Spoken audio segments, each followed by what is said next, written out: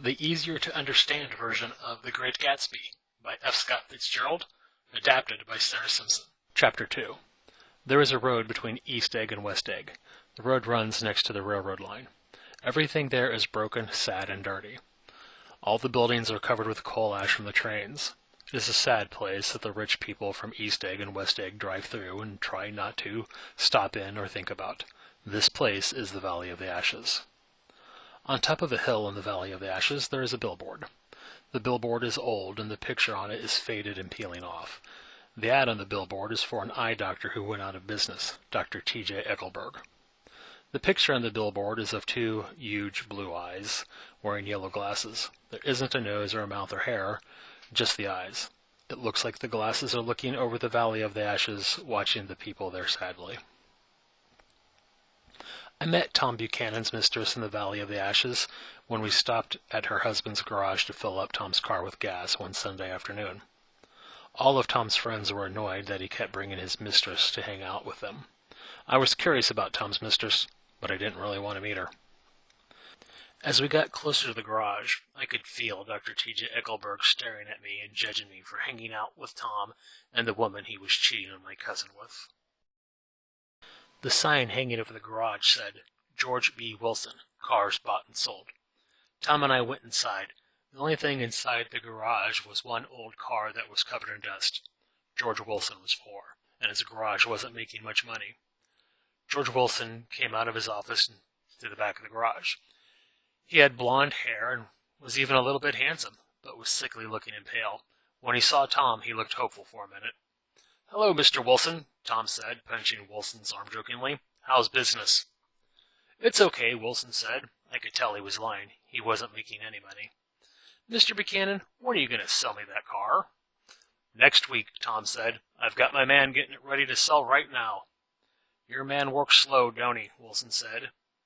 No, he doesn't, Tom said coldly. If you feel like it's taking too long, I can sell the car to someone else. No, don't do that. I want to buy it, Wilson said quickly. He didn't want to lose business with Tom Buchanan. A woman came down the steps from the apartment upstairs. She was about 35 years old and a little bit chubby, but the extra weight looked good on her. She was wearing a blue dress made out of cheap fabric. She wasn't pretty, but she had an energy about her that made me want to keep looking at her. She walked past her husband like he wasn't even there and smiled at Tom. She shook Tom's hand and looked him right in the eyes. She licked her lips in a sexy way. In a soft, coarse voice, she said to her husband, Get some chairs so everybody can sit down. Oh, sure, Tom said. He went into his office to get chairs. Once Wilson was out of the room, Tom said to the woman, I want to see you. Get on the next train to New York City. All right, the woman said. I'll meet you by the newspaper stand at the train station in New York, Tom said. The woman moved away from Tom just before her husband came back out of the office with the chairs. Tom and I waited for the woman down the road from the garage so her husband wouldn't see us. It was only a few days before the 4th of July, and a little boy was lighting firecrackers in the gutter. This is a terrible place, Tom said, looking at the sign of Dr. T.J. Eckelberg and frowning. It's bad, I said. It's good for Wilson's wife to come with me to the city sometimes, to get away from this place for a while, Tom said. Doesn't it make Wilson mad knowing that you're sleeping with his wife, I asked. Wilson is so dumb, he doesn't know he's alive, Tom said. Tom's mistress, and I rode the train to New York City. Tom and I sat together, but the woman rode in a different car, so nobody from East Egg would see her and Tom together. The woman had changed out of her blue dress and into a brown one before she had left the garage. She had wide hips, and the dress was tight on her. At the newspaper stand, she bought a copy of Town Tattle magazine and a magazine about movie stars. At the drugstore, she bought a little jar of face cream and some cheap perfume. When we went to get a taxi, she let 4 taxis drive away before she finally picked one. It was light purple with gray seats, and it was brand new. As we drove in the taxi, she saw a man on the street selling puppies out of a basket. I want to get one of those dogs, the woman said. I want to get one for the apartment. Dogs are nice to have. We stopped to look at the puppies. They were very little. What kind of dogs are they? Mrs. Wilson asked. All kinds, the man said. What kind do you want? I want one of those police dogs, she said. "Do you got that kind?" The man reached into the basket and pulled out a puppy. "That's no police dog," said Tom. "No, it's not exactly a police dog," the man said. "It's more like an Airedale." He petted the dog. "Look at that fur. This dog won't ever catch a cold." "It's cute," said Mrs. Wilson. "How much is it?" $10, the man said.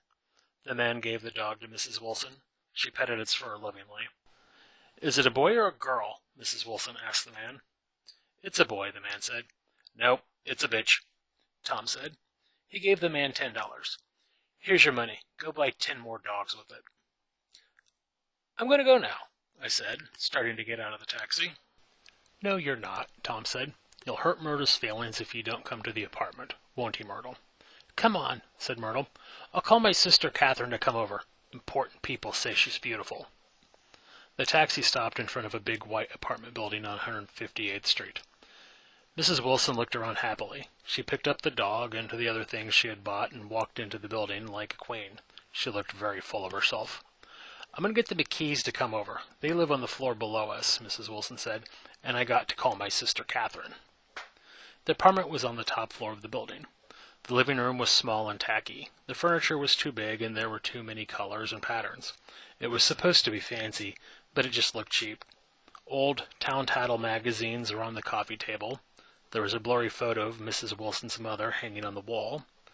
Mrs. Wilson sent the boy who ran the elevator out to get a box of straw and milk for the dog. He came back with a box of dog biscuits, too. Mrs. Wilson put milk into the bowl with the dog biscuit. The milk and the dog biscuit just sat there the rest of the day looking disgusting. Tom got a bottle of whiskey out of a locked drawer. I have only ever been drunk 2 times in my whole life. The second time was that day in the apartment. My memories are confusing because of that. Mrs. Wilson sat on Tom's lap and called several people on the telephone. At one point, I went out to buy us all more cigarettes. When I got back from buying the cigarettes, Tom and Mrs. Wilson had gone into the bedroom. I knew what they were doing in there, and I felt uncomfortable. I sat in the living room by myself and tried to read a book I found, but I was too drunk to concentrate. Tom and Myrtle came out of the bedroom, and people started coming to the apartment. Mrs. Wilson's sister, Catherine, was about 30 years old. She was thin and had red hair cut short into a bob. She had on too much white face powder. She had plucked her eyebrows almost all the way off and had drawn on new ones with a pencil. Her real eyebrows were growing back, though. She wore lots of bracelets that jingled every time she moved her arm. When she came into the apartment, she acted like she owned the place. I asked her if she lived there. She said she didn't. She and a friend rented a room in a hotel to live in. Mr. Mckee lived in the apartment downstairs. He acted feminine. I found out he was a photographer. He had taken the blurry photo of Mrs. Wilson's mother hanging on the wall. Mrs. Mckee, his wife, was an attractive woman, but she had a loud, annoying voice. Mrs. Mckee was proud to tell me that her husband had taken her photo 127 times since they had been married. Mrs. Wilson had changed her dress while she and Tom were in the bedroom. The dress she was wearing now had cost a lot of money and was made out of cream-colored chiffon. It was way too fancy for hanging out with a few friends in your apartment. Mrs. Wilson looked ridiculous, but she thought she looked amazing. Wearing the expensive dress changed the way Mrs. Wilson acted. She tried to move and talk like someone who was rich, but anybody could tell she was trying too hard. "My dear," Mrs. Wilson said in her fake rich person voice, "most of these people will cheat you out of your money every time. All they think about is money. I had a woman come here last week to give me a pedicure, and she charged me so much money you'd think she was a doctor had taken my appendix out, not just put nail polish on my toes." "I like your dress," said Mrs. Mckee. "It's really cute." Mrs. Wilson pretended like the dress wasn't a big deal. "It's just an old dress I had," Mrs. Wilson lied. "I just put it on when I'm hanging around at home and don't care how I look." "It looks good on you," Mrs. Mckee said. "If my husband, Chester, could take your photo in that dress, the picture'd be really good." We all looked at Mrs. Wilson. She smiled a big, happy smile. Mr. and Mrs. Mckee argued a bit about the best way to pose Mrs. Wilson for the photo, the best light for the photo, and the best way to do her hair. Tom was bored, and he yawned. "Mr. and Mrs. Mckee, have something to drink," Tom said. "Myrtle, get some more ice and some water before everyone falls asleep." I told the elevator boy to go get more ice, Myrtle said snobbishly. You have to watch these people all the time or they won't do what you tell them. The way Myrtle was acting, you'd think she was a queen, not the poor wife of a mechanic. Mr. Mckee started talking about his photography business again. I've taken some nice photos for people in West Egg, Mr. Mckee said. He was waiting for Tom to say something. I could tell he was hoping that Tom would hire him to take some photos. Tom looked at him blankly. I have 2 framed downstairs you could look at, Mr. Mckee said. 2 of what? Tom asked. He hadn't been paying attention to anything Mr. Mckee was saying. 2 photos I took in West Egg, Mr. Mckee said. Do you live in East Eggs, like Tom? Catherine asked me. I live in West Egg, I said. You live in West Egg? I went to a party there. The party was at the house of somebody named Gatsby. Do you know Gatsby? Catherine said. I live next door to Gatsby, I said. I've heard rumors about Gatsby, Catherine said. I heard he's related to German royalty and that's why he's so rich. I think he's scary. I wouldn't want to make him mad. I was very interested in what Catherine was telling me about Gatsby, but Mr. Mckee interrupted us by talking about his photography business again. I want to get work taking pictures in East Egg, Mr. Mckee said. I just need somebody to introduce me to people there so they'll hire me. Ask Myrtle to introduce you to some people, Tom said, laughing. What? Myrtle said. She hadn't been paying attention. You'll introduce Mr. Mckee to some rich people in East Egg. Maybe you can introduce him to your husband. Mckee can take photos of him pumping gas, Tom said, laughing at his mean joke. Myrtle and Tom both hate the people they're married to, Catherine whispered in my ear. Doesn't Myrtle like her husband? I asked. Mrs. Wilson heard me. She said she hated her husband. The words she used were so bad that I won't repeat them here. Tom's wife is Catholic and doesn't believe in divorce. That's the only reason he hasn't left her and married Myrtle, Catherine said. This was a lie. Daisy wasn't Catholic. Tom only told Mrs. Wilson that so he wouldn't have to leave Daisy and marry her. Tom and Myrtle will get married someday, Catherine said. They'll go live in California for a while until everyone stops talking about it. I almost married the wrong man myself, Mrs. Mckee said. He was this Jewish guy. I knew I was too good for him. All my friends said so. If I hadn't met Mr. Mckee, I probably would have married that loser. You're so lucky you didn't marry that guy, Mrs. Wilson said. Not like me. I was stupid enough to marry the loser. I married him because I thought he was a gentleman, but he wasn't good enough to lick my shoes. You liked him a lot at first, Catherine said. No, I didn't, Myrtle cried. He was so poor he had to borrow a suit from a friend to wear to our wedding. He didn't tell me that the suit wasn't his. I found out it wasn't his when his friend came back to get it. He made himself seem better than he really was when he wore that suit. When I found out how poor he really was, I cried and cried. Myrtle needs to leave her husband, Catherine said to me. They've been living in that sad apartment over the garage for 11 years now. Myrtle never cheated on her husband before Tom in all that time. We opened a second bottle of whiskey. Everyone was drinking except for Catherine.